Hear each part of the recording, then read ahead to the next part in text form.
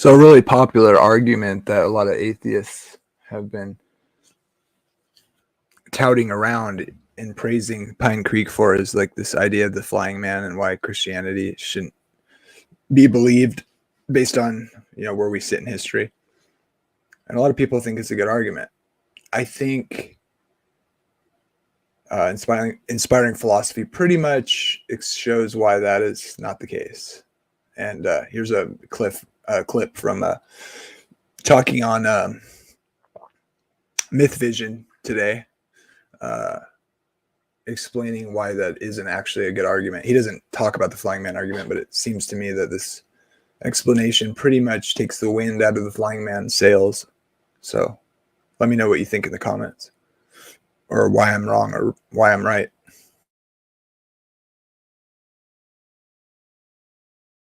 Channel, but anywho, Camille's back again. IP, put on your atheist cap. There. Can you, as an atheist, explain why there are differences between resurrections and ascensions of Jesus and other ancient Mediterranean figures? Can I explain why there are differences between the resurrection and ascension of Jesus and other mythical figures? Okay. So earlier in the stream, this came up more of a particular way, but he kind of goes over the same arguments at this point in the show. So you can watch the whole thing on Myth Vision's channel.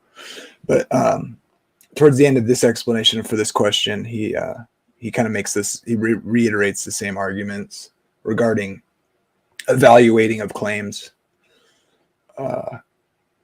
regarding what you believe. So that's the point I'm looking at here. So wait for it. Oh, the accounts are different. I mean, Jesus physically rises, the body that's in the tomb comes back to life in a new glorified version of its own self, and then he's on the earth for 40 days or so, and then he ascends into heaven. I mean, I'd have to look at each individual case. I mean, we were talking about Osiris earlier. His body stays on earth, and he gets a new body in the underworld.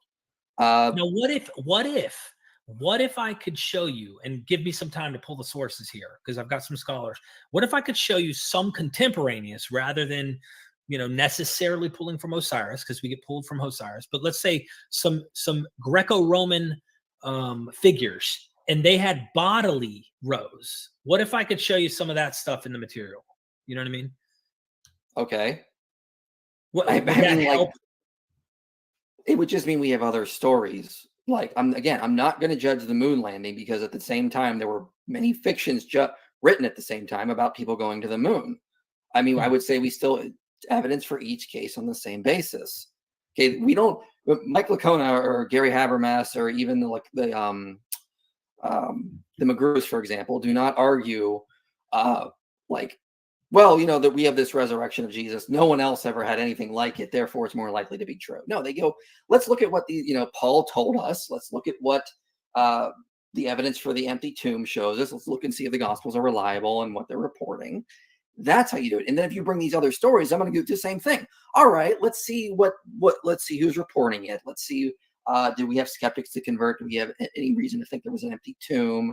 Do we have any reason to think they used embarrassing features or, the same kind of things? I'm going to judge it the same way I would argue for the resurrection.